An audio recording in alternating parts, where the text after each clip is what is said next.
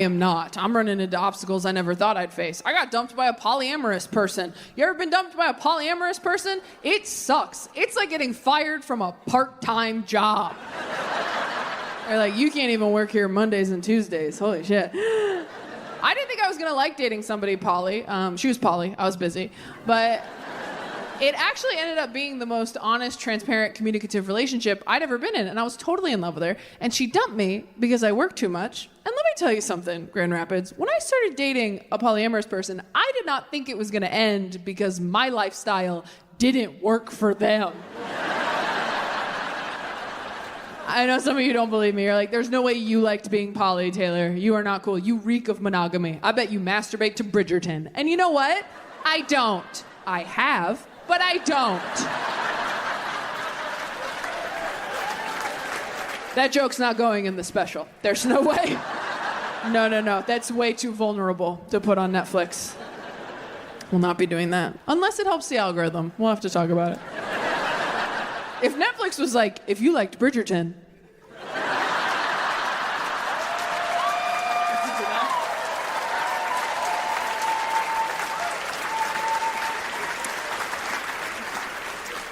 I thought I was on an antidepressant. It turns out I'm not. It turns out I'm actually on a mood stabilizer that they use as an antidepressant. Fun fact about prescription drugs. Everything they prescribe, they actually use for like 4 different things.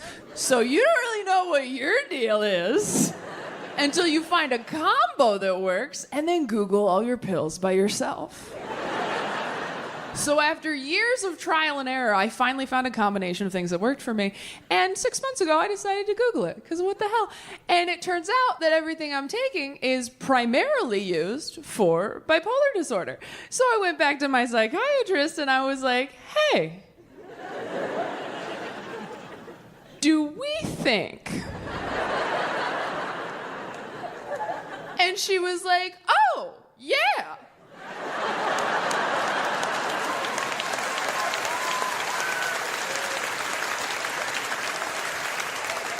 And I was like, is this how you fucking tell people? And she's like, no, of course not. We didn't know. I'm glad we figured it out. And I was like, we? I said, you really didn't know that I was bipolar? And she goes, no, of course not. We thought we were treating anxiety and depression. And I said, okay. Because this kind of feels like a putting your dog's medication in cheese situation.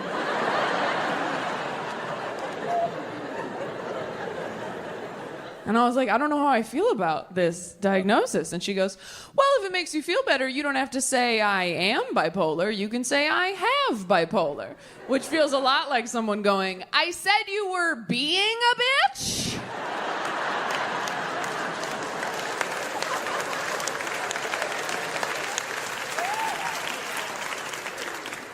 I'm so glad I know that I'm bipolar now. I mean, I have the right meds. I got a mood ring. I'm handling it. But when I first found out, it was a very tough pill to swallow, and I've swallowed a lot of pills. Because when you first find out something like that, you're like, oh man, am I gonna tell anybody? Should I tell anybody? And if I do tell people, am I hot and or talented enough to be an inspiration?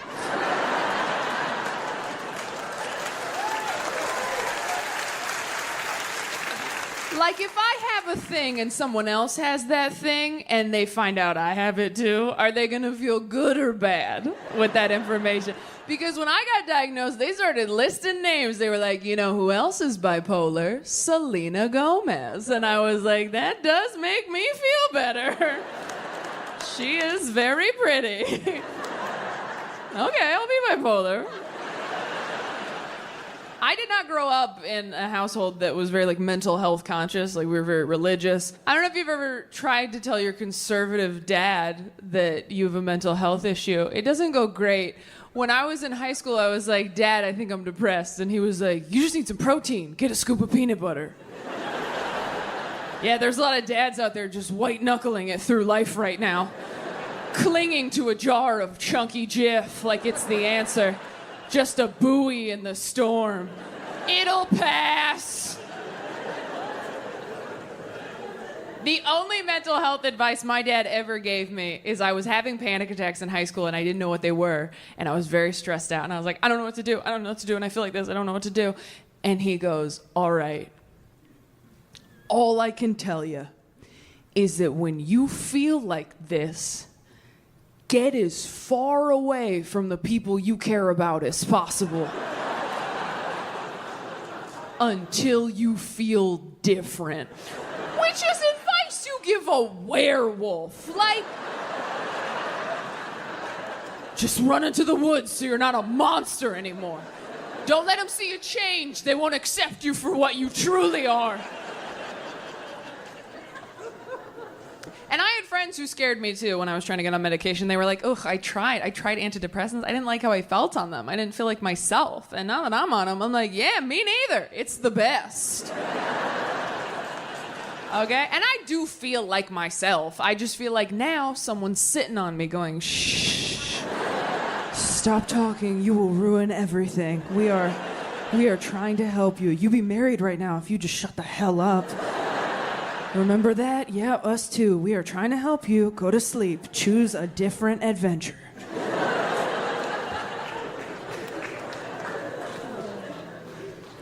And they warn you about the side effects when you get on medication. They go, you know, your sex drive might go down. And I'll be honest, I have experienced that since I got on medication. But I can't tell if my sex drive is lower or if my self-esteem is just higher now. You know? It's like, am I not in the mood or do I just not need the validation? Which is it? Because depression will bring you to your knees and you're like, well, I'm down here, might as well make someone feel good. I do not want to waste a trip. If you're not laughing, congrats on your serotonin. And if you're like, what's serotonin? Don't worry, you have enough.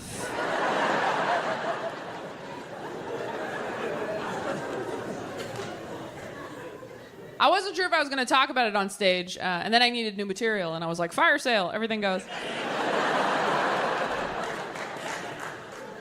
No, truthfully, I was surprised that I felt so bad about it, because I think I'm pretty open-minded, and I don't think anybody should feel bad if they get diagnosed with a mental illness, because it's just information about you that helps you know how to take better care of yourself. Yeah. Being bipolar, there's nothing wrong with it. Being bipolar is like not knowing how to swim. It might be embarrassing to tell people, and it might be hard to take you certain places.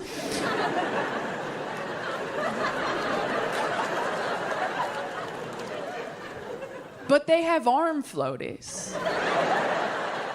And if you just take your arm floaties, you can go wherever the hell you want.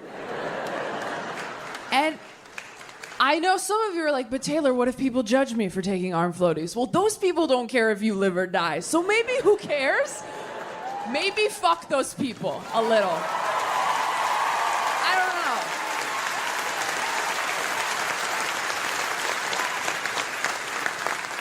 That being said, you have to take your arm floaties. Because it's not cool to know you can't swim, go to the public pool anyway, and jump into the deep end, making it everyone else's problem.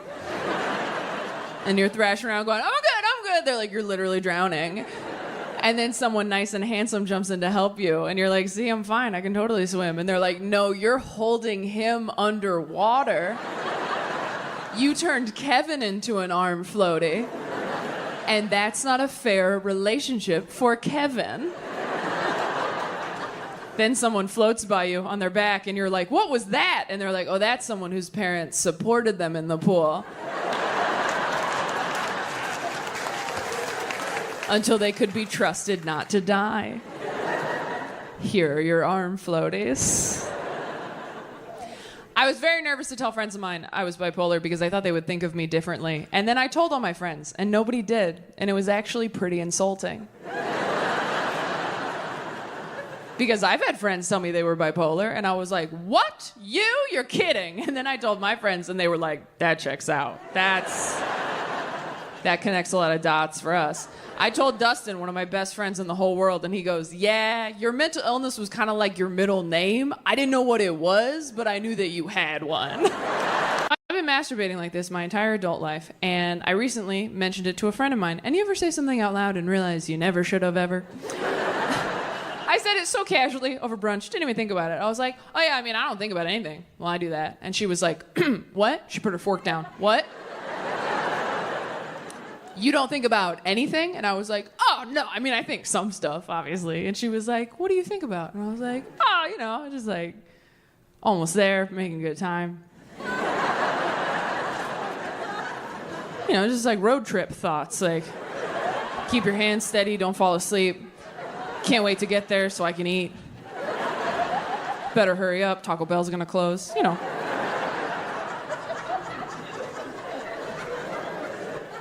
And she was like, that is so weird, Taylor. Why don't you just watch porn like a normal person? And I was like, ugh, I don't like porn. Every time I try to watch porn, I'm just like, you gotta shave there too?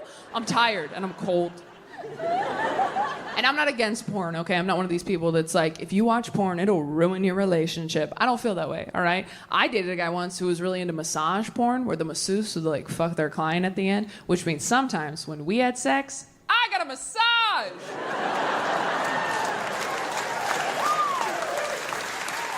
That's an example of porn working for you. But my friend was like horrified. She was like, Taylor, this like monk masturbation thing you do, it is so much creepier and weirder than any porn I've ever seen. And I've seen most of it. And she goes, there are so many different options porn-wise on the internet now. You just go home and Google porn for women, okay? Just do it, I promise. Porn for women. And so I went home and I Googled porn for women so I wouldn't be weird at brunch.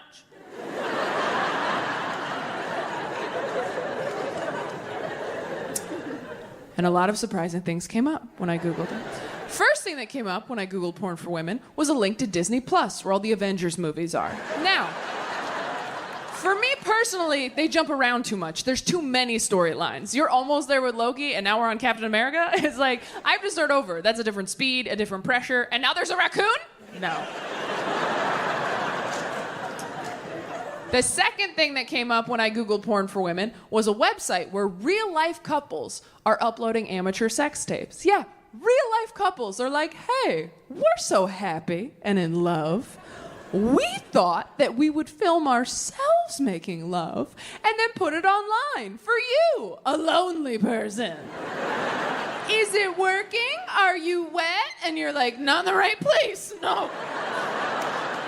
But congratulations, what you have seems really special. But the last thing that came up when I Googled porn for women, I did not know existed. It's something called audio porn. It's exactly what it sounds like. There's no visual aspect. It's all audio. It's not really a porn star. It's more like a porn voice actor talking you through a sexy situation. It's like a podcast, except don't listen while you're driving. And because it's for women, that just means there's a story, right? Anyone can watch. They don't check. They don't just hop on the mic like, now it's out, bitch! Like they ease you into it.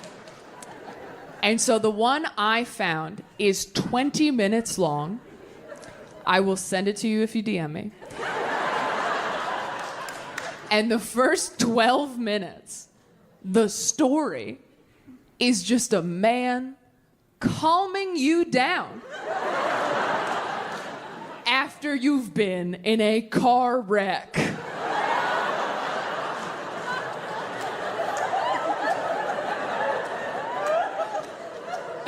The foreplay. And you guys, I came so hard. I mean, I didn't even make it to the sex part. It was the comfort alone. He's like, it's okay, take some deep breaths, don't worry. The insurance companies will figure it out. I'm like, oh my God, that's right, that's why we have insurance. By the time he was like, what else can I do? Should I go down on you? I was like, nah, man, I got Allstate. I'm in good hands. I've been working on anxiety in therapy. That's been my main focus for the last few years. Anybody have anxiety? Does anybody struggle with panic attacks? Has anyone ever gone to the emergency room for anxiety or panic attacks? Oh, a few of us, look at that. What do we think was happening? Heart attack? Yeah, and then you get there and they're like, oh, it's actually your mind that's attacking you. Yeah, I'll make you feel better. I went to the emergency room once because I fell asleep in AirPods, woke up, couldn't find one, thought I swallowed it.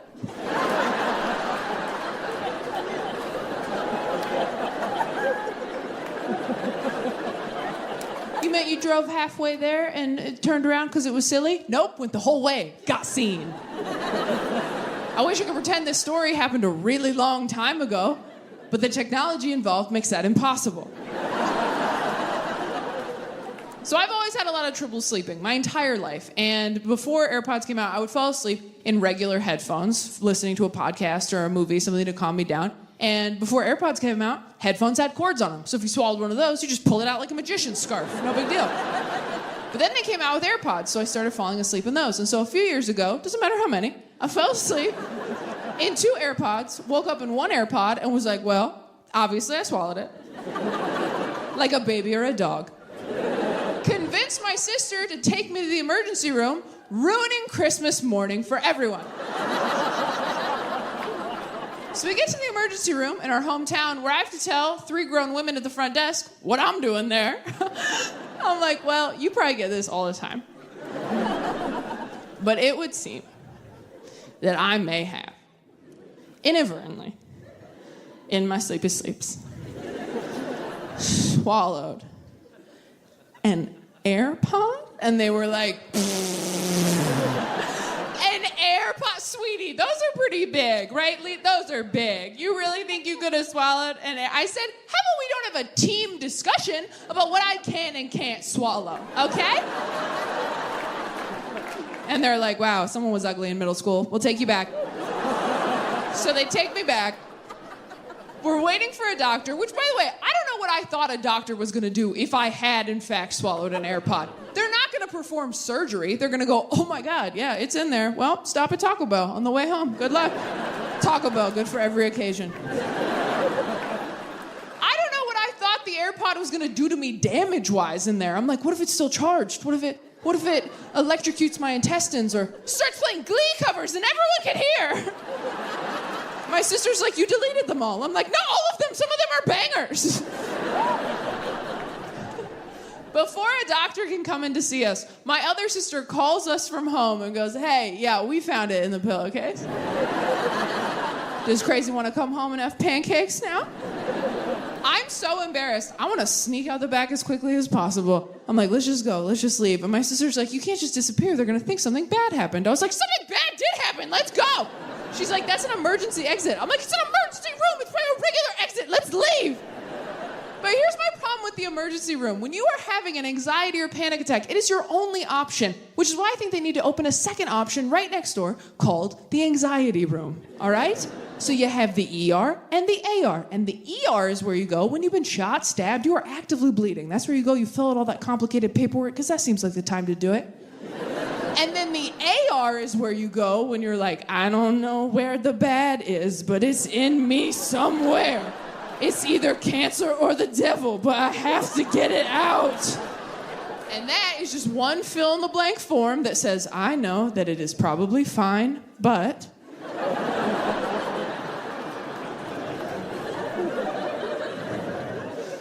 my bones feel itchy. I don't know! I just need someone in a white coat to tell me I'm stupid. I know I mentioned during... When I say that I came out in the last couple of years, I just mean publicly, right? Like, I came out to friends earlier than that, but I don't think I did it right. I think I was too casual about it. I think I was supposed to do, like, an episode of Glee. And I just sort of mentioned it, like, oh, by the way, I think I'm going to date women now, too. And they were like, okay. Like I said, I was vegan or something. Like, okay, we'll see how long that lasts. You need iron, bitch. Like, they were not... They really accepted it once I had my first girlfriend. I started dating this girl who was so hot. I was like, oh my God, am I Pete Davidson?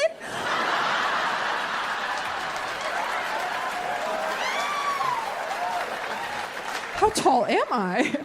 And when I started dating women, it was the closest I'd come to feeling religious in a long time because my friends would complain about their boyfriends and husbands, and I was like, oh, have you heard the good news?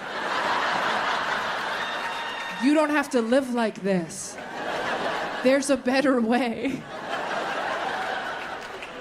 Then once I had a girlfriend, then my friends started coming to me with a lot of their questions. They started coming to me with their millennial regrets. Do we have any Gen Z in here tonight? Oh my God! Shut up, really? Okay, everyone be cool in front of my new friends. All right. Now, Gen Z, you won't really get this because you guys are very good at exploring your identities and sexualities. You want to know who you are and what you're capable of. And what you have to understand about us millennials is we wake up every day and look in the mirror like, shh. Don't feel joy outside. You'll upset Mama and Papa. Just wait. Be free in death. Wait. Those are our morning affirmations. So we're dealing with a lot. We're repressing a lot. So I had a lot of female friends in their 30s and 40s who were like, I wish I had dated women, but they ended up with a man and they were happy, but they're like, I wish I had done that. And so they were asking me a lot of personal questions like, is it better having sex with women? And I was like, do you really want me to tell you? Because you said you were pretty locked in with that guy. And they're like, no, like, is it really different? And I was like, yeah. And they're like, well, how? So here's what I said. He came out, he goes, thought he found a new angle, right? He comes out, he goes, we always kind of rush through the Christmas story, don't we? Since we all know it so well. But if you ever really stop to think about what this must have been like for Mary, and all the women were like, oh, and all the men were like, no. Which one's Mary again? Oh, are you talking about the vessel? You talking about the hole we put the Lord in? You talking about the Jesus jar? You talking about the Christ cubby? You talking about the Savior sack? You talking about the prophet pocket? We could keep going, but we have to move on. But that's a fun game to play to come down from the cousin fight, if you want. That Mary POV sermon went over so well for him that he came out the next year all excited. Like last year we talked about what it must have been like for Mary to find out she was pregnant with Jesus. But have you ever stopped to think about what this must have been like for Joseph? And all the men were like, finally, representation. I also think whores are lying to me. Joseph was Mary's betrothed at the time. Again, I don't assume everybody knows all the Bible stories. You grew up in church, you're like, everybody's learning these. Nope, some kids were having childhoods on their bikes. Yeah. Is there anyone in here who never went to church, has never believed in God, never been religious at all? Wow, all in the back. That checks out. Well, you sound very at peace. You sound so relaxed, but how do you know right from wrong? How do you not kill people? Some Christians talk like that. My dad growing up was like, if I weren't a Christian, I'd be in jail. And I'm like, whoa, I'm 6. Let's do Goodnight Moon tomorrow instead of Dad's Dark Thoughts. Some Christians walk around like, yeah, if Sky Dad didn't have me on house arrest, there'd be some mud on my boots. And you're like, cool, let's only hang out in groups. But if you didn't grow up in church, you might not know a lot of Bible stories. You might not know any Bible stories. I won't put you on the spot, don't worry. I used to learn my lesson. One time I asked someone and they panicked and went, VeggieTales! My parents don't watch me do stand-up anymore. Don't worry.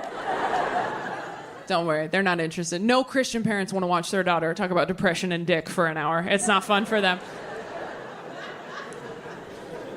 My parents don't have a dark sense of humor, and I do, and I'm glad I do, because if you can laugh at the darkest stuff that's ever happened to you while it's still actively happening to you, sometimes that's what gets you through it. For example, here's a joke they will not like. Did you guys know that sometimes when you call a suicide hotline and the call drops, they do not call you back? Yeah, you think that'd be the time for star 69, but sometimes they just ring a bell in the cubicle like, lost another one, that's lunch. Some of you are tensing up like, did that really happen? Yeah, a few years ago, and it was fucking hilarious. I was on the floor of a DoubleTree hotel like, did this bitch just ghost me while I'm trying to ghost myself? That is, I've been left on red. I've never been left for dead. That's a new one. That is brutal. I wasn't even mad. For all I know, that's how they train those volunteers. Like, hey, some nights we get too many calls Fridays are big for us. In those situations, you're just gonna have to use your best judgment, all right? Like, I usually wait for like a privileged white girl name, like a Chelsea, a Kelsey, a Taylor. Those are the salmon I throw back and hope they swim upstream on their own. Even if I was mad, what am I gonna do? Hop on Yelp? Like, 1 star, totally killed myself. You're gonna wish I killed myself after this review. I did that joke in Texas a few weeks ago, and there was a girl, white, my age, in the crowd who goes, "And the wait times are ridiculous."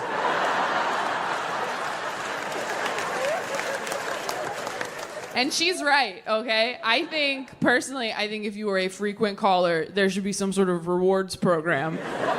You know, like when you show loyalty to an airline, like you should be able to do that with suicide hotlines where you call in and they're like, "Please enter your rewards number." Boop, boop, boop, boop. Welcome back, Taylor.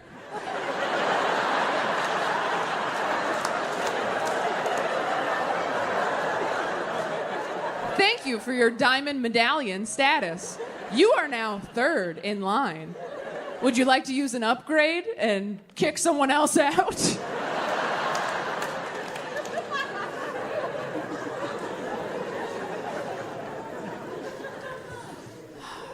My parents are still very, very religious. Of being single. I used to just jump from relationship to relationship to relationship because I was so scared that I was going to die alone. And now that I'm older, I'm like, I'm not going to die alone. I don't go hiking by myself, all right? Someone will be there when I die. A doctor, a murderer. Someone will bear witness. But I've been single for the last year now, and it has been the most relaxing year of my entire life. It has been lovely, waking up every day going, oh, no one's gonna make me cry today but me. The peace, it's lovely. Here's the thing, being single is not what sucks. Dating is what sucks, and you can opt out of that. Dating is what's shitty, the constant push and pull of hope and disappointment. Dating feels like being a stuffed animal in a claw machine, like, oh my God, it's happening! No, it's not.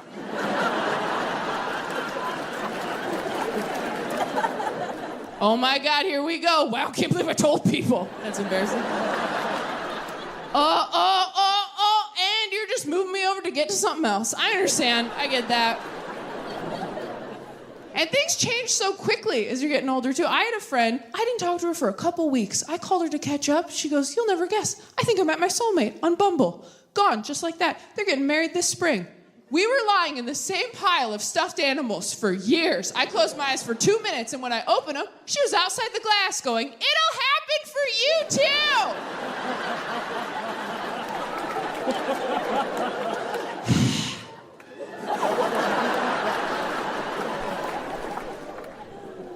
I love being the neutral friend who's not dating, because as you get closer to 30, breakups get more and more devastating. Half my friends are getting engaged, and the other half are going through the worst breakup of all time with the person they thought they were going to die with, which means half the phone calls I get are, I'm getting married, and the other half are, I'm getting old, and I'm like, I am getting Taco Bell. Who wants something?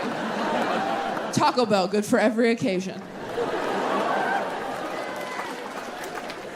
Nothing will make you more grateful to be single than watching your friend go through a devastating breakup. That's messed up to say, but it's the truth. I have a friend just went through a breakup, still follows her ex on social media because they're trying to be mature and evolved. Rookie mistake. Her ex just posted a photo of him and his new girlfriend, who is a model. I know, don't worry, we all called her. We're like, hey, how's it going? Have you been online today? Because we were thinking maybe doing like a no screens day. We were thinking maybe we just power down, get a quilt, find a field, maybe crack the Bible open one more time. I don't know. She's like, I already saw it. We're like, oh, we're too late. Okay, are you okay? She's like, no, honestly, I wish he was just like dating a man instead. And we're like, oh, you are so problematic, Trish. Why? Why would that be better for you if he was just dating a man instead? She goes, no, listen, because then if he dumped me for a man, it would be like, well, okay, then he just wanted something that I could never be. And we were like, well, yeah, I mean, that's kind of... No.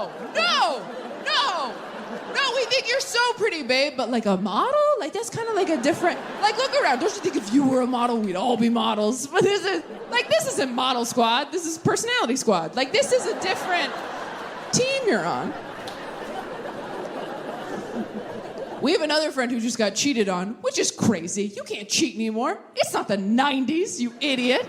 Your phone is tracking your every movement. You're going to get caught. You're going to go out and buy your side chick flowers. Your wife's going to get a text from Bank of America like, we noticed that Steve was being thoughtful? That just seemed like suspicious activity over here at BOA, because we know that POS. I think it's important to hang out. Now, does anyone think they have a weird sleep tip? Super weird. Oh, wow, we got a confident hand right here. What do you got? What is it? Sleep in a different city? Bitch, do you know what my job is? Sleep in a different city? Know your audience.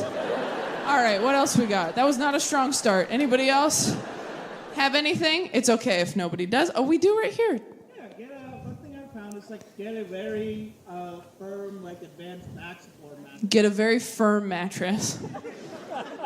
Okay, do we need to hear the instructions again? If you think you have a weird sleep tip that I have never heard of, I would love for you to raise your hand and tell me, but if no one has anything, that's completely fine. We have one hand over here. What have we got, Glasses? Cat plus Xanax. Cat and Xanax. If you think that I don't have Xanax, this is your first show with me. Okay, all right. Well, if nobody else thinks, look, it's fine. We're okay. What about here, right here? 478 rhythmic breathing. What is it? 478 rhythmic breathing. Rhythmic breathing. Okay, you guys, I'm gonna be honest. Y'all shat the bed on this one. These were some basic answers, and that's okay. What? Did someone say read a book? I'm gonna fuck you up after this show. Meet me in the parking lot. Read a book. Oh my God. Okay, right here. Wow, it's crazy that people are getting more confident as they hear other people's terrible answers. They're like, I can beat firm mattress, surely. What have you got second row? Vicks on your back. What's on your back? Vicks. Vicks on your back. These are not good, you guys. Thank you for playing. All right, what is the last one? Stretch for 5 minutes. Stretch for 5 minutes? I'm never coming back to this city again. I have to be honest, my career is going very well right now.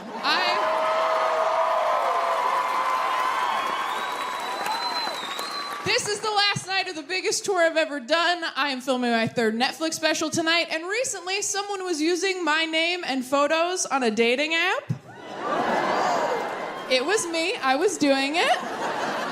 Went through a breakup, got on a dating app. Why? Because my married friends told me to. If you're single, your married friends don't want you to be happy. They don't. They want you on those apps because the apps look fun and they can't go on them. So they want to stand behind you like a kid at an arcade with no fucking quarters while you fight for your life out there. They're like, go left, go right, go left, go right. You're like, do you want to play? They're like, more than anything. But I have the highest score, so it wouldn't be fair. Your married friends don't want more married friends. Nobody wants more married friends. I'm sorry if you're married, and I know you're up front because 2-income household. Nobody wants more married friends, okay? Because your life updates are boring. I'm happy you're settled. Good for you. You know who has fun life updates? Your single friends, because we're out there in the trenches making mistakes named Trevor, usually. Have you asked your married friends what they did over the weekend? You're like, what'd you guys do this weekend? They're like, I know, just woke up next to my soulmate again. Then you ask your single friend, you're like, what'd you do this weekend? They're like, I woke up in a shallow grave. You're like, why are you proud of that? Did you have sex in a grave? They're like, why do you think we dug the grave? Do you guys have that one single friend who thinks she's really hot and fun, but she's actually just in constant danger all the time? That one girl, every time she tells you a dating story, you're like, oh my God, okay. No, we're not judging, but maybe just share your location with us indefinitely.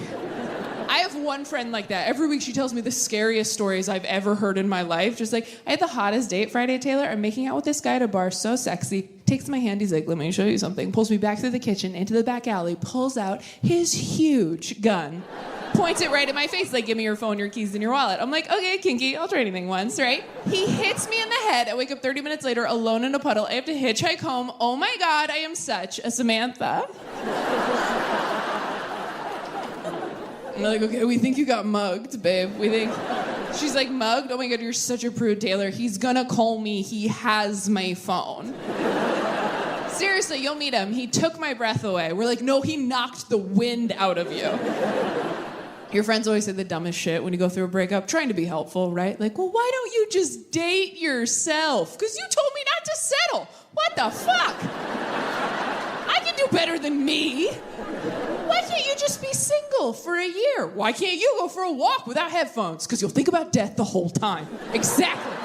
I actually did get into a new relationship pretty quickly after I called off my engagement. I wasn't trying to. I really wasn't. A lot of my friends were like, you should stay single for a while. You should maybe get a cat. And I was like, hard pass.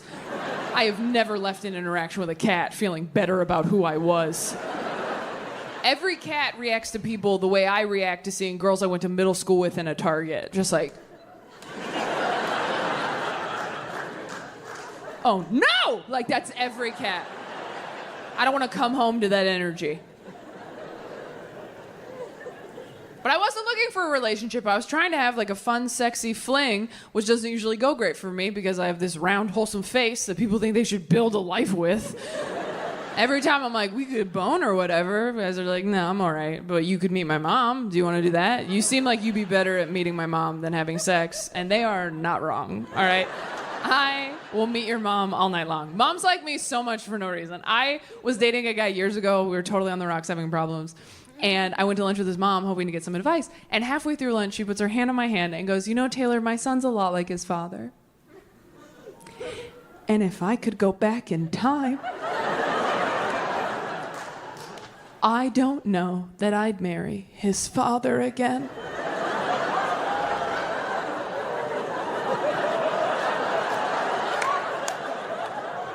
And I was like, are you saving my life in this Panera Bread right now?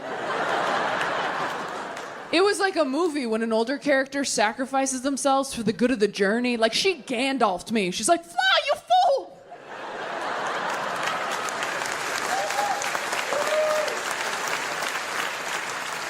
She was a bad mom and a bad wife, but such a good friend. Oh my God. Hoes before sons, am I right?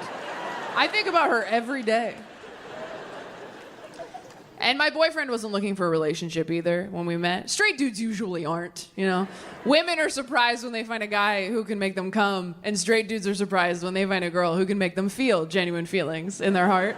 Like, women are like, he got me off 3 times, and guys are like, I mean, I just fucking like her, dude. Like...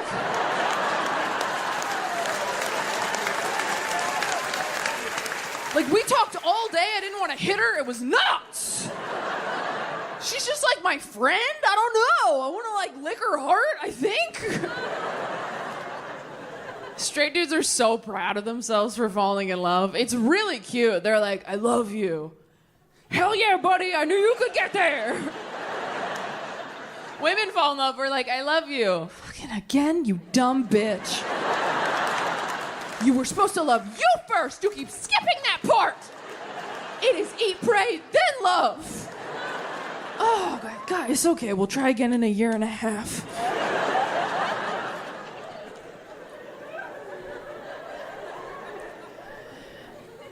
My boyfriend is 7 years older than me because I need to get back at my dad for some stuff. Older guys are just better. They're just better. You never have to ask them to buy Pepto-Bismol. They just have it in the house. They pull it out after dinner like a nightcap. Like, you want some pink juice, baby girl? You're like, yes, they would. Cheers. Older guys don't call you things like cute or hot. They call you things like stunning, gorgeous, shit with syllables. Things that would take a 20-something guy a little while to sound out. And older guys aren't, like, cute or hot either. You know, they're handsome, distinguished, like old pictures of your grandpa you shouldn't look at too long.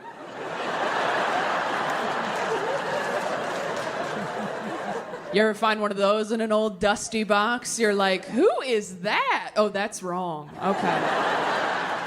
They're not your family in those pictures yet. They're just the past. It is a gray area. Oh, I'll get weirder. You ever see a picture of your parents when they were young and hot and you get like weirdly mad because you know they would have never dated you? I saw a picture of my dad in college football once. I didn't talk to him for 3 weeks. I'm like, you would have left me at a drive-in, you Danny Zuko piece of shit. He's like, what? I'm like, I can't hug you for a year and I don't want to talk about it. Which, hey, close enough, but it did make me laugh real hard. Just, who betrayed Jesus? Bob the Tomato! I remember he bounced in like, you're gonna die, Jesus. I'm kidding, they didn't do it. No, they didn't do the crucifixion on VeggieTales. They wouldn't do that. That's crazy, that's way too dark. Also, no arms, so who's gonna, who's gonna do the finale? What are they gonna do, put baby carrots on Larry? That's insane, we can't do that. I assume, even if you didn't grow up religious, you know like Noah's Ark. Most people know that one, that's our big one. It's on the cover of all of our coloring books. Yeah, it really is a testament to how fucked up the Bible is that we read Noah's Ark and we're like, that's the kid's story. That story is dark as hell. It's about God drowning all his kids because they were being annoying. And we're like, yeah, that should be the mural in the nursery. Come here, little buddy. These are the animals he didn't drown. Oh, what a lucky horsey that got to go on the boat with one friend. It's the rainbow. I think they think the rainbow saves it. God sent Noah, who probably had some trust issues at that point, the rainbow as a promise to never flood the earth again, which I think is the darkest part of the story. Rainbow after a destructive flood. I mean, that's like buying someone a ring after you push them down the stairs. That's crazy. Every time I see a rainbow, I don't think of gay rights. I don't even think of rain. I just think of God going, I mean, I didn't kill everybody.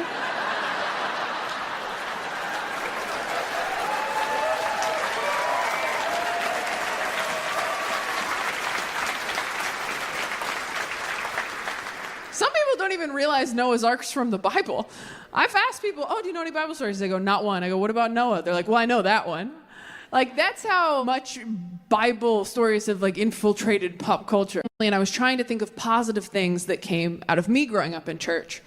And the most positive thing, I can't believe I didn't think of sooner, I started doing stand-up in churches. That's how I started doing this. They called it testimony, but I was getting laughs. And, no.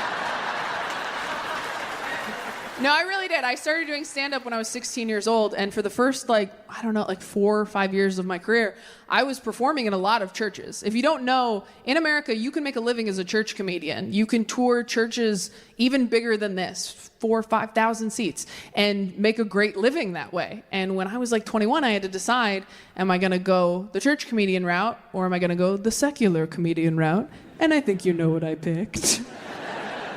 But I am so grateful to have that as my foundation for my stand-up career. I mean, I got so much professional stage time in front of thousands of people. I got paid. I learned how to work clean and perform in any room. And I think about that a lot. I'm so grateful for it. And I know a lot of you are probably sitting there right now going, well, that's nice. It's cute that you're grateful, Taylor. And we get what you're doing with the church and everything. But, we've seen your stuff now. And there's no way you could perform in churches now. And here's the thing, I don't want to. And I probably won't. But I fucking could though, okay?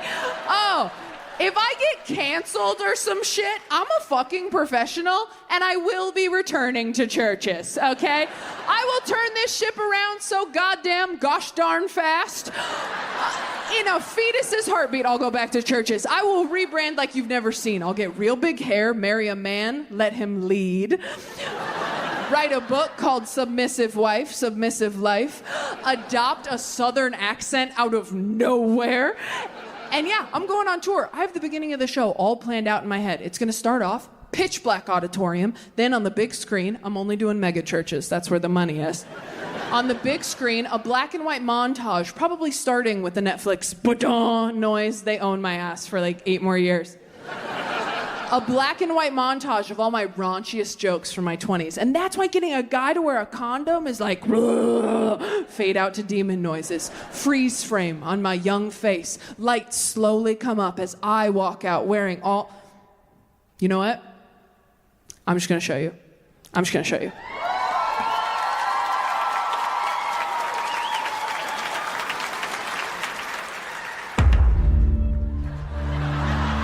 This is how you get pussy! I came so hard. I'll have you know, in bed, I am a wild animal, okay? And that's when I stopped believing in God. Go home and Google porn for women, okay? I lost my virginity late. I lost it when I was financially independent. You guys, I'm literally fucking the patriarchy. Are you wet? Let me feel. Yeah, I grew up with God. He's a douchebag. That joke makes it sound like I resent my religious upbringing. And I do, so I nailed it. Fucking hell! No Christian parents want to watch their daughter talk about depression and dick for an hour. Take that, Jesus! I don't know if any of you have tried to get a 20-something dude from a dating app to wear a condom lately, but it's sort of like trying to convince a 5-year-old to put a jacket on over his Halloween costume.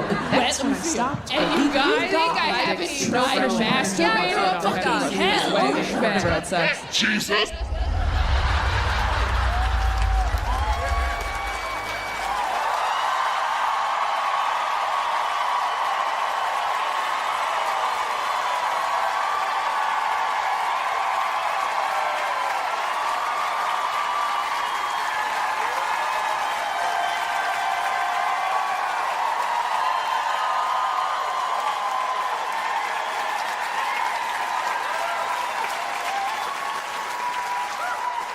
Anybody recognize her?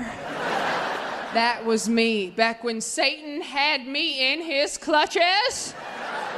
And I can see some of you feeling like Joseph on Christmas right now. Like, is this whore lying to me? But everybody loves a comeback, don't they? It ain't a rebrand, it's a rebirth, folks. Welcome to the Prodigal Daughter Tour!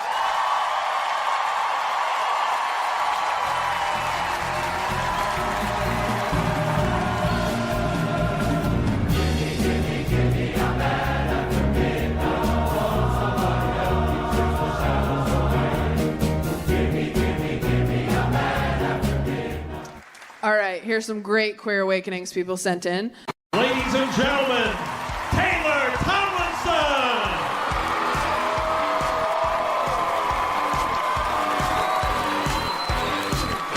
The boys wanna be her.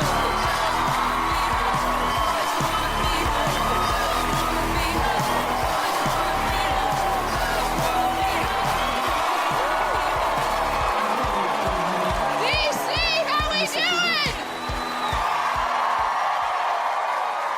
How stupid was that? I came up from the floor like I'm a fucking Jonas brother. I know that was silly, and it was my idea. I was so embarrassed that I thought of that, but it was too late when we got here to change it because men with jobs had built it.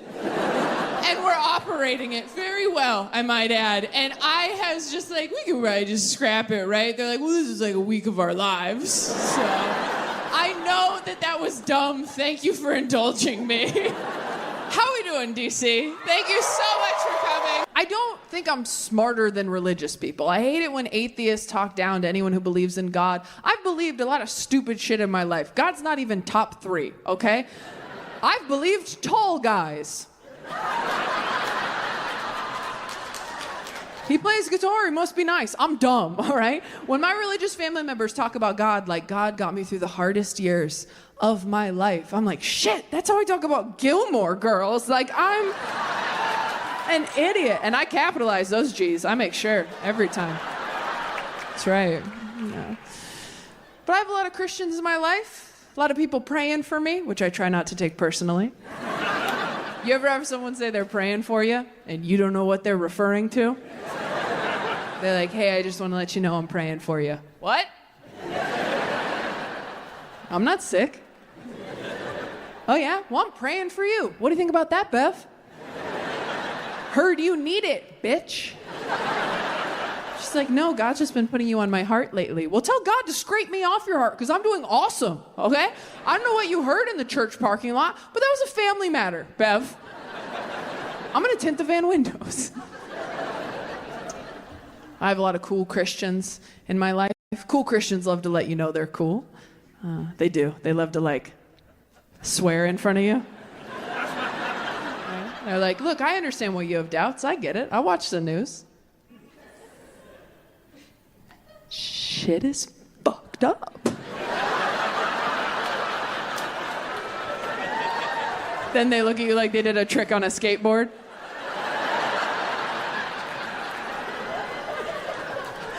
I have an uncle who's a pastor, and he's a really cool guy. He's very humble, down to earth. He's not like one of these mega church douchebags who wears expensive sneakers and like writes a book with his face on it. Every time I see a pastor on a book tour, I'm like, hey man, weren't you already promoting a book? Like,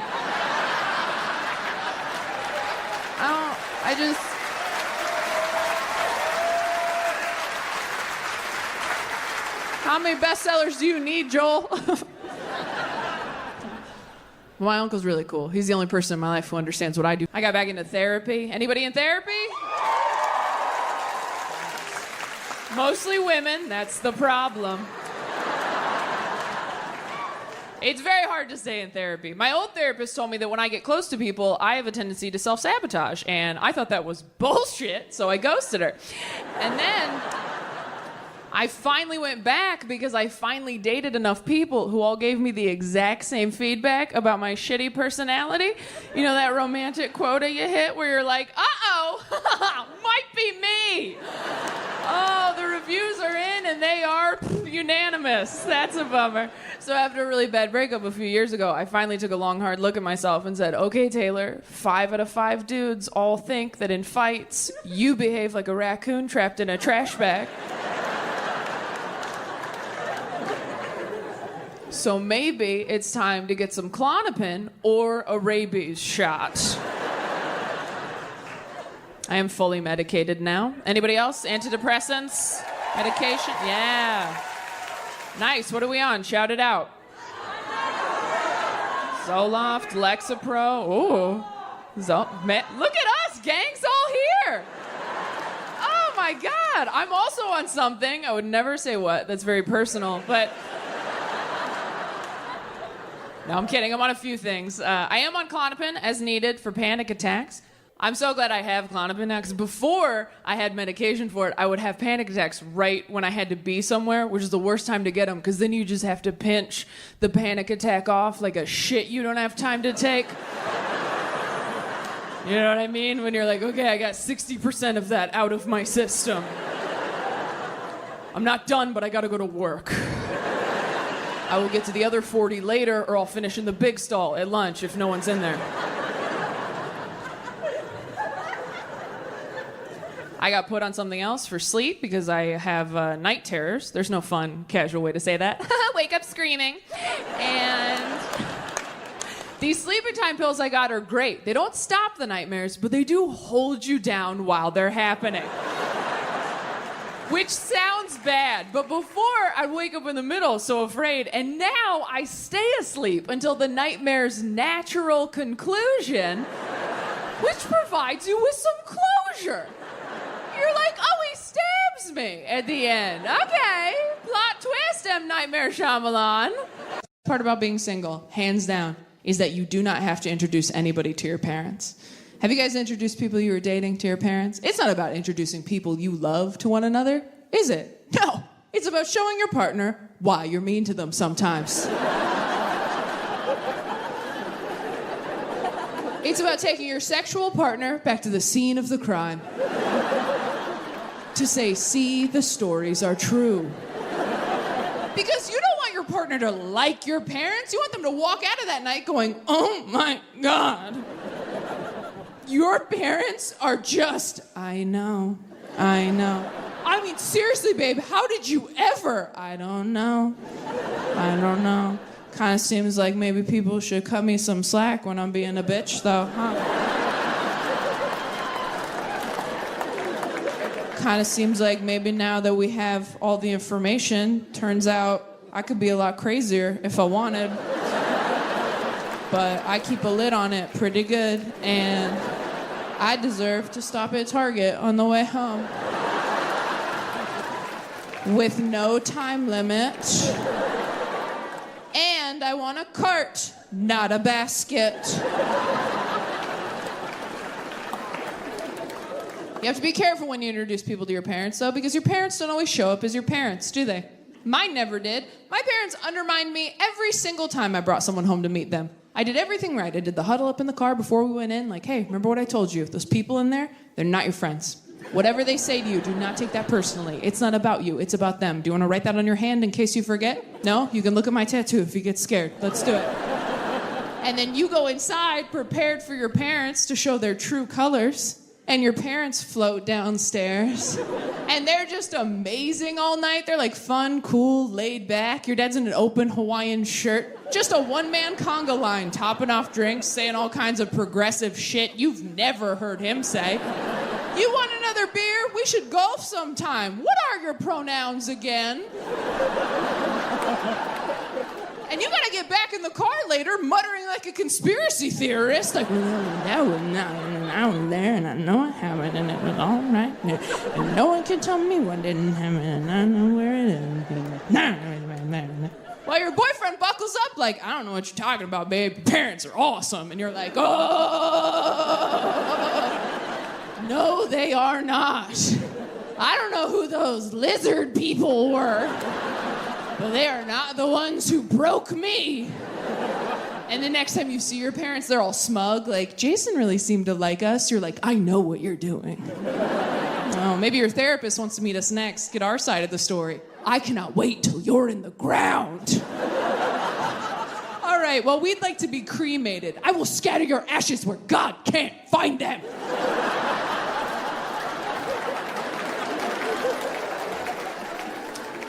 I will see you both at Easter.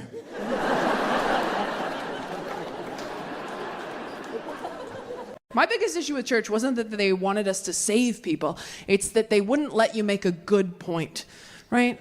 Anytime you were growing up in church, you were like, well, you have to admit, it was pretty messed up when God did this in the Bible. They'd be like, well, that was the Old Testament, you know? That was before God stopped drinking. Like, that was a different guy. Yeah, he's kind of a fuckboy back there, and then he had a kid, and he's like, I'm different now, you know? He's like, I was in a fraternity. Of course I was drowning people. Like, it's people change. Anytime you had an unanswerable question at church, they always said the same thing. They'd go, that's a great question. And we can ask God that when we get to heaven. Which, like, if you were God, how pissed would you be that they were sending people up to heaven like that with a bunch of questions for you? You're God. You made everything and everyone. You probably just want to do the ta-da heaven part. And now every time someone dies, you have to do a press conference? Every time someone dies, you're like, hey, welcome to heaven. They're like, okay, but first, God, when a kid dies, right, and they didn't say the prayer and they didn't get saved, that's an automatic heaven, right, God? You wouldn't send a kid to hell, right, God? Right, God? Right, God? Right, God? And God's like, fucking...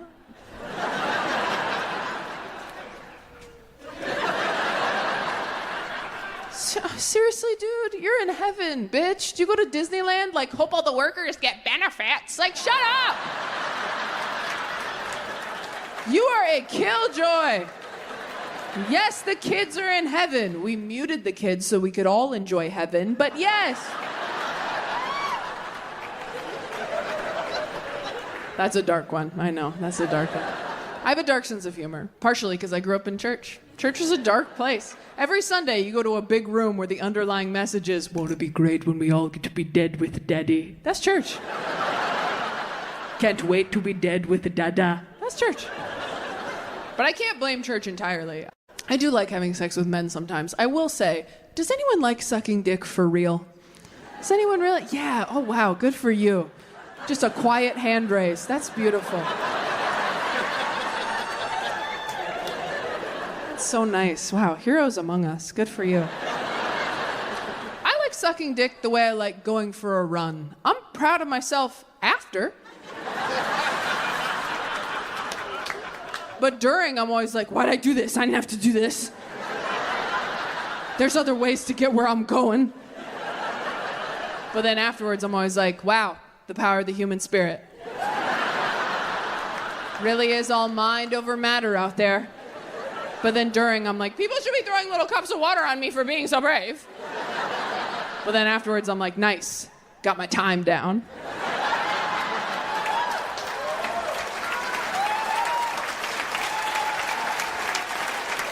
We're trying to get faster, not better. I remember I was so scared to start going down on women. And then I went down on a girl for the first time, and I was like, oh my God, that was so much better. I was so mad at my whole life. I was like, you're telling me this whole time I could have been licking ice creams, and instead I've been swallowing swords? Could have been living like a child on the boardwalk. Instead I've been living like a carny with something to prove. Not that I'm like killing it at queer dating.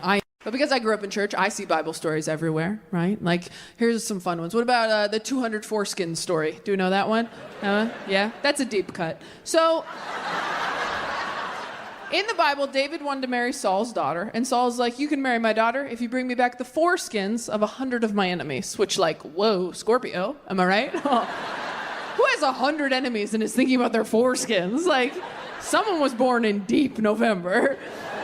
So Saul's like, get me 100 foreskins, then we'll talk. So David goes out, comes back with 200 foreskins, and that's where the phrase, if he wanted to, he would, ladies, comes from. Yeah. That's not from TikTok, that's from the Bible. What about Job? Have we heard of Job? Job? Got some Job heads in the house?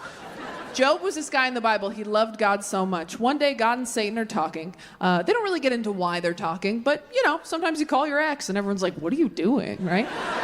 So God and Satan are kicking it for some reason. And Satan goes, hey, God, I noticed that Job loves you a lot. And God's like, yeah. And Satan's like, well, I bet he wouldn't love you as much if I fucked with him enough. And God's like, okay, I'm bored. Let's see what you got. So Satan goes out and he ruins Job's life. But Job never forsakes God. And that is what How to Lose a Guy in 10 Days is based off of. Matthew McConaughey is Job. Kate Hudson is Satan.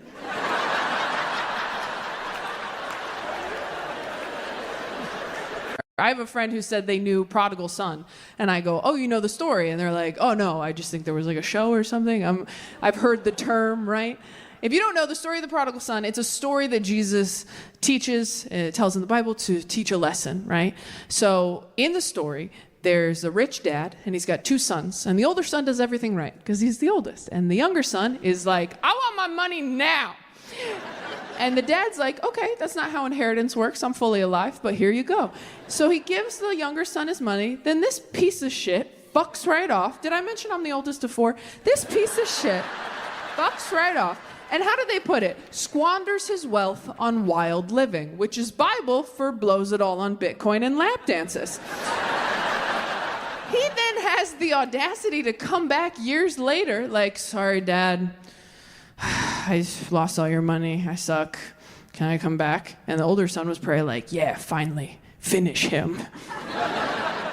And the dad goes, my baby's home. Oh my God, let's throw him a big party. I know all the oldest kids in here. We all have diarrhea right now. I know every oldest kid in here. Your asshole went all the way inside your body. You're so upset. Just remember, these are people from the Bible. They can't hurt you. They've been dead a long time, okay? We're almost done. So the older son is obviously pissed. He's like, Dad, what? I've done everything right my whole life, and you've never even thrown me a small party. Look it up. He says that.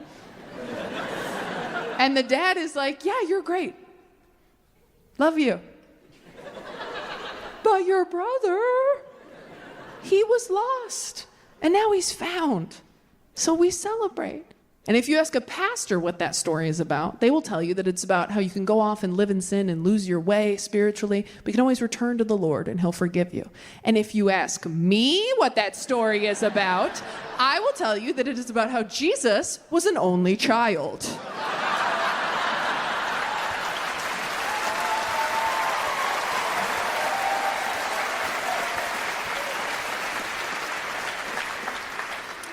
Craziest thing that happened is my mom died of cancer. See? You almost forgot. And then my dad got remarried, and then our stepmom got cancer. She's fine, don't worry. I wouldn't do that to you twice. That's God talking to my dad. And as soon as our stepmom got it, me and my siblings were like, holy shit. Is Dad giving people cancer? We thought he was a carcinogen. We were like, don't microwave anything for him. I think that's how he's doing it. If he had taken down a second one, we would have put a warning on his Christian Mingle account. Like bare minimum. Just like, hey, chemicals in here have been known to cause cancer. Ride at your own risk. I feel like some people don't believe me that she's alive. She's completely fine, you guys. She's happy, healthy, great lady. We actually call my stepmom Mom because when my dad married her, nobody was using it. So we were like, yeah, be Mom. Who cares? Oh, I'm sorry. If your principal quit and you got a new principal, they wouldn't be like, this is Lisa. Like, let her be principal. There's an opening. Also, we were so young when it happened and my dad got remarried so fast. I think he was kind of hoping he could just like Indiana Jones, switch him out before anybody noticed. You know when you're a kid and your hamster dies and your parents don't want to explain death to you, so they just buy you a new one that looks the same and they're like, no, that's Connie. She just bites now. That's kind of what he did. But with moms. But I never used to talk about any of that. I never used to talk about my mom dying because I didn't want to make people uncomfortable. And also, like most of us with childhood trauma, should be pretty much everyone in here. If you're sitting here tonight going, I don't think I have any, I had great parents, I had a good childhood, and this comedy show, it's not that fun for me. Good.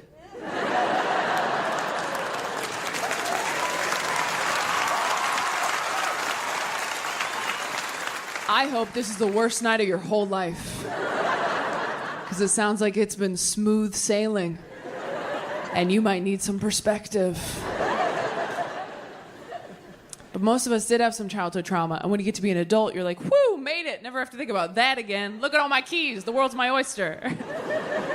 And so you just start pushing all that dark stuff that happened to you as a kid down, down, down, until you don't even think about it anymore. And that works for a long time. Until one day, you stub your toe really hard on a curb and you just start weeping uncontrollably in the street. And you're like, okay, this is about something else.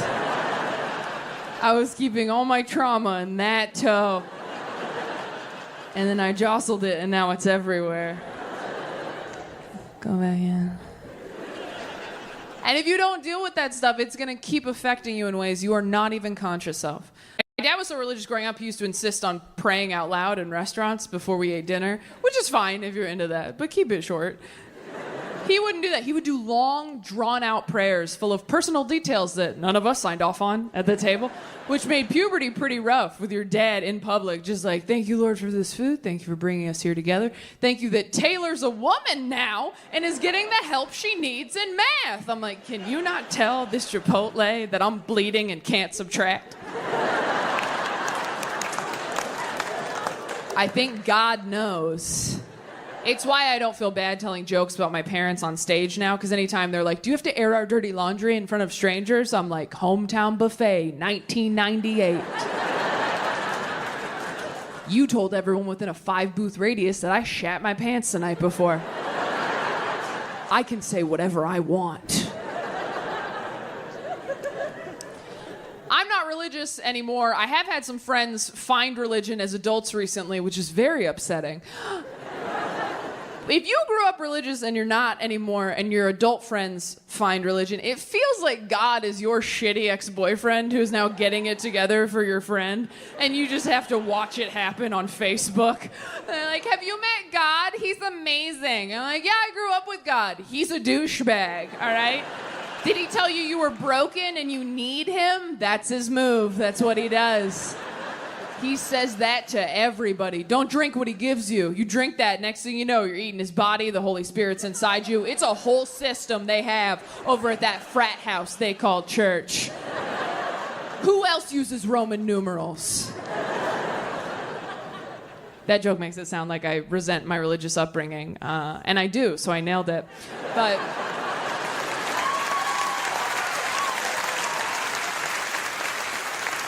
no, honestly, honestly, if I had to come up with some stuff that was like positive about me growing up religious, I'm sure I could with enough time and money. But I do have some issues with it. It gave me some serious trust issues, and it just made me weird growing up in church in ways that I am still discovering. For example, I just found out that I masturbate wrong. I will back up. Okay, so when I was growing up in church, kids had youth group, and at youth group they were like, don't have sex, and we were like, for sure. And then they were like, don't even masturbate, and all the girls were like, okay, we didn't even know that we could. And all the boys were like, why? And the way they explained it to us was, our youth pastor told us, he goes, it's not the physical act of masturbating that's the sin, you guys, all right? It's not even the orgasm. In fact, if you have a wet dream, thank God for the freebie and have an awesome day. But what are you thinking about while you're doing that to yourself, guys? That's what the sin is. It's the lust in your heart. It's the impure thoughts in your head. That is what the sin is. So when I got to be an adult and I wanted to masturbate, I was like, well, if I just don't think about anything,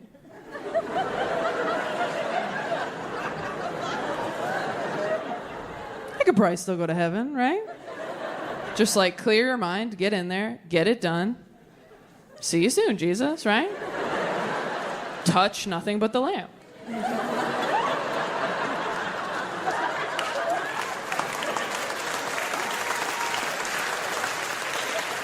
So I've been doing this my entire adult life. All my friends are like, you gotta meditate. I'm like, I think I do. And I do mean my entire adult life, by the way. I did not masturbate till I was a grown woman. I was that afraid of going to hell, all right? Yeah. I had my first orgasm with my college boyfriend. Do you know how embarrassing that is to get your first orgasm from another person? That's like having a realtor show you your own house. They're like, and over here we have a second bathroom. You're like, a second bathroom? Like, you've been here for 19 years. You never went poking around on your own? You're like, I did once, but I thought Jesus would get mad. So, yeah, I don't actually own this place. I'm just renting it from the guy upstairs. And if I flood the basement, I do not get my security deposit back. So, is there anything else I should see while you're here? She's like, yeah, let me show you the doorbell. I'm like, oh, is the doorbell even important? She's like, the doorbell is the only thing that matters.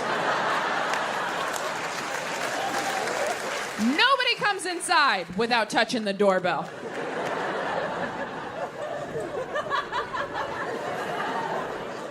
Oh, but I did touch it. You didn't use enough pressure. It didn't light up. So I play an important role in their lives. I love to third wheel it with my married friends, go out to dinner, see a movie, because I love that moment when they walk up to meet me in front of the restaurant, and I can tell that they've been fighting in the car. Married people think you hide it so well. You're just like, let's just table it till later. Let's just table it till later and have a nice evening. And then you come in real sweaty like, hey, it's good to see you. Glad we're finally doing this. Did they bring bread? They should have brought bread. The bread should have beat us here. Hey, can we get some bread, please? Can we get something to do with our hands other than attack each other, please? How are you? Tell us about you. Don't make me look at her. Don't make me look at her. And that's when you, as a single friend, get to tell your married friends all about dating nowadays. You get to tell them about the ghosting and the catfishing and the deep fake AI porn. And you know they get back in the car a few hours later like,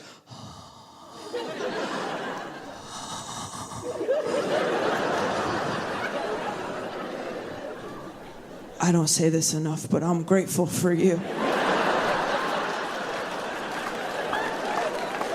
Hang out with your married friends. Go to their barbecue. I'd love to come. What can I bring? Ice, dessert, perspective.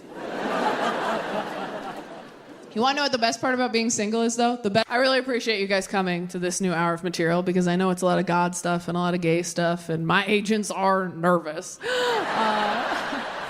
I think my whole team was a little nervous when I said I was going to do a tour called Save Me and talk about religion. I got a call from my publicist one day like, hey, I heard you're going to call the special prodigal daughter and you want to call the tour Save Me. I think that's great. Just making sure you're not taking any promo photos like hanging upside down from a cross, right? Anyway, so we got rid of those photos. But no, I I did not do that. I did not do that. That was never the intention. I understand why they thought it was going to be an hour just bashing Christianity, because if you watch all of my other specials, I usually take a few minutes to take a few shots at Christianity, and that's because I was working through a lot of stuff from my childhood, and also I was really jealous that Christianity had worked for other people and not me. As a mentally ill person, it is devastating when someone just goes, yeah, I used to be sad too, and then I accepted Jesus into my heart, and now I'm all better. And you're like, oh, is that all you did? That's all you did? Oh, just said a little poem in the dark, and now you're worthy of love? That's great. I love that for you.